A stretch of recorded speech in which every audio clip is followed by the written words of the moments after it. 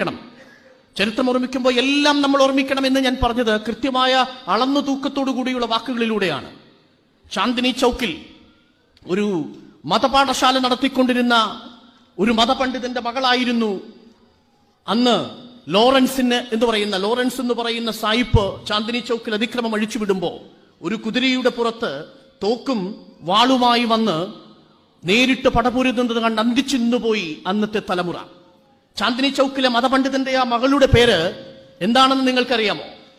അന്ന് ഹഡ്സൺ അതിനെ വിശേഷിപ്പിച്ചത് ധീരയോദ്ധാക്കൾക്കിടയിലെ വീരരത്നം എന്നാണ് ഈ വനിതയെ വിശേഷിപ്പിച്ചത്. സൈറ ബീഗം എന്നായിരുന്നു പേര്. സൈറ ബീഗത്തെ പിന്നീട് അംബാലയിൽ വെച്ച് തൂക്കിലേറ്റുകയാണ്. ഒരു മതപണ്ഡിതന്റെ മകളായ സൈറ ബീഗം ജീവൻ കൊടുത്ത് നേടിയ സ്വാതന്ത്ര്യത്തിന്റെ പേരാണ് ഇന്ത്യ. അവധിൽ ഡോക്ടർ ഓഫ് ലാബ്സ് വഴി സ്വന്തം രാജ്യം നഷ്ടപ്പെടുന്നതോർത്ത് 11 വയസ്സുള്ള മകൾക്ക് രാജ്യം സമ്മാനിച്ചിട്ട് നേപ്പാളിലേക്ക് ധീരയുദ്ധം നടത്തിയതിനു ശേഷം കടന്നുപോയ ബീഗം ഹസ്രത് മഹലിന്റെ നാടിന്റെ പേരാണ് ഇന്ത്യ. ആ ബീഗം ഹസ്രത് മഹലിന് നേപ്പാളിൽ നിന്ന് ഇന്ത്യയിലേക്ക് തിരികെ കൊണ്ടുവരാൻ പാരിതോഷികങ്ങൾ നൽകാമെന്ന് ബ്രിട്ടീഷ് രാജ്ഞി പറഞ്ഞപ്പോ പറഞ്ഞത്, സ്വാതന്ത്ര്യമില്ലാത്ത എന്റെ പ്രാതിനിധ്യമില്ലാത്ത നാട്ടിലേക്ക് ഞാൻ തിരികെ വരുന്നില്ലെന്ന് കരുതി നേപ്പാളിൽ തന്നെ തുടർന്ന സ്ത്രീയുടെ പേരാണ് ബീഗം ഹസ്രത് മഹൽ. ഇനിയുമുണ്ട് 1800 പഴശ്ശിരാജയ്ക്കൊപ്പം സഞ്ചരിച്ച ഒരു ധീരയോദ്ധാവിനെ കുറിച്ച് നിങ്ങൾ കേട്ടിട്ടുണ്ടാവും. പഴശ്ശിരാജ എന്ന സിനിമ കാണുമ്പോഴെങ്കിലും ചരിത്രത്തിൽ നിങ്ങൾ ഓർമ്മിക്കുന്ന ഒരു പേരുണ്ട്. ആ പേര് എളം പുതുശ്ശേരി ഉണ്ണിമൂസ എന്നാണ്. എളം പുതുശ്ശേരി ഉണ്ണിമൂസ പഴശ്ശിരാജയ്ക്കൊപ്പം യുദ്ധം ചെയ്തിട്ട് ബ്രിട്ടീഷ് കമ്പനി വന്നൊരു ഡീല് വെക്കുന്നു. പഴശ്ശിരാജയുടെ നീക്കങ്ങളെ കുറിച്ചൊന്ന് ചോർത്തി തന്നാൽ അന്നത്തെ 1000 പണം നിങ്ങൾക്ക് നൽകാം എന്നായിരുന്നു ഉണ്ണിമൂസയ്ക്ക് വെച്ച ഓഫർ. ഉണ്ണിമൂസ ചിരിച്ചുകൊണ്ട് പറഞ്ഞു, അത്ര മാത്രമേ ഉള്ളൂ? അപ്പോ കമ്പനിയുടെ പ്രതിനിധി പറഞ്ഞു, അല്ല, ഈ ഇളം പുതുശ്ശേരി എന്ന ഗ്രാമത്തിന്റെ അധിപനാക്കി നിങ്ങളെ മാറ്റാം. ഉണ്ണിമൂസ പറഞ്ഞു, ഇഷ്ടായി.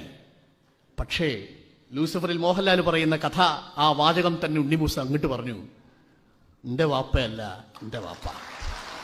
ഉപദേശം കൊള്ളാം വർമ്മ സാറേ, പക്ഷെ ചെറിയൊരു പ്രശ്നമുണ്ട്. തന്റെ തന്തയല്ല, എന്റെ തന്ത. എന്റെ നാട്, ഈ ഇളം പുതുശ്ശേരി ഗ്രാമമാണ് എന്റെ നാടെങ്കിൽ ഈ നാട്ടിന്റെ സ്വാതന്ത്ര്യദാഹത്തെ 1000 പണം കൊടുത്ത് പണയപ്പെടുത്താൻ നിങ്ങൾക്ക് കഴിയില്ല സായിപ്പേ എന്ന് പറഞ്ഞു ഓടിച്ച ഉണ്ണിമൂസയുടെ നാടിന്റെ പേരാണ് ഇന്ത്യ.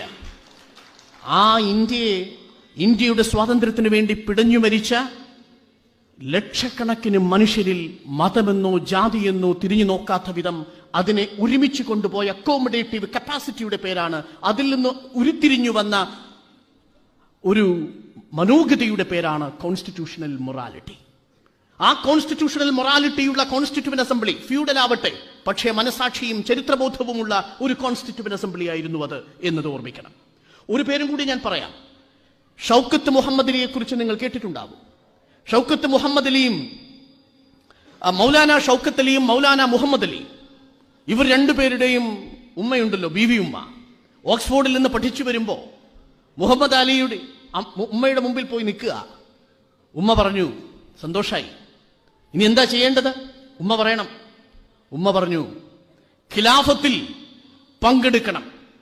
ഖിലാഫത്തിൽ പങ്കെടുക്കാൻ ഓക്സ്ഫോർഡ് യൂണിവേഴ്സിറ്റിയിലെ ഡിഗ്രി വേണ്ടല്ലോ. ഖിലാഫത്തിൽ കലിമ ചൊല്ലി മരിക്കുന്ന മക്കളെയാണ് ഈ ഉമ്മ സ്വപ്നം കാണുന്നതെന്ന് പറഞ്ഞ ബീവി ഉമ്മയുടെ നാടിന്റെ പേരാണ് ഇന്ത്യ. ആ നാട്ടിലുള്ള മുഹമ്മദ് അലി, ബീവി ഉമ്മയുടെ മകനായ മുഹമ്മദ് അലി പറഞ്ഞു, റൗണ്ട് ടേബിൾ കോൺഫറൻസിന് പോയപ്പോ സായിപ്പിന്റെ കൊട്ടാരത്തിൽ വെച്ച്, സ്വാതന്ത്ര്യമല്ലെങ്കിൽ ഖബർ മതി എനിക്ക് എന്ന്. മുഹമ്മദ് അലിയുടെയും ഷൗക്കത്ത് അലിയുടെയും ബീവി ഉമ്മയുടെയും ഇന്ത്യ. ഇതിങ്ങനെ പിന്നീട് ചരിത്രം ആവർത്തിക്കുന്നുണ്ട്. പാകിസ്ഥാനെതിരെ യുദ്ധം ചെയ്യുമ്പോൾ 1971 ബീഹാറിന്റെ തെക്കേ കോണിലിരുന്ന് ഒരു ഇസ്മയിൽ സാഹിബ് എന്ന് പറയുന്ന ഒരു മനുഷ്യൻ ഇന്ദിരാഗാന്ധിക്ക് ഒരു കത്തെഴുതി. എന്താണെന്നറിയോ? ഞാനൊരു വൃദ്ധനായി കഴിഞ്ഞു, പക്ഷേ എന്റെ മകന് നല്ല ചെറുപ്പമാണ്. യുദ്ധം ചെയ്യാൻ, പാകിസ്ഥാനെതിരെ യുദ്ധം ചെയ്യാൻ എന്റെ മകനെ ഞാൻ സൈന്യത്തിലേക്ക് അയക്കുകയാണെന്ന് ഇന്ദിരാഗാന്ധിക്ക് കത്തെഴുതിയ ഇസ്മയിൽ സാഹിബിന്റെ നാടിന്റെ പേരാണ് ഇന്ത്യ. ആ ഇന്ത്യയിലാണ് പൗരത്വത്തിന്റെ പുതിയ നിർവചനങ്ങൾ ഉണ്ടാവുന്നത്.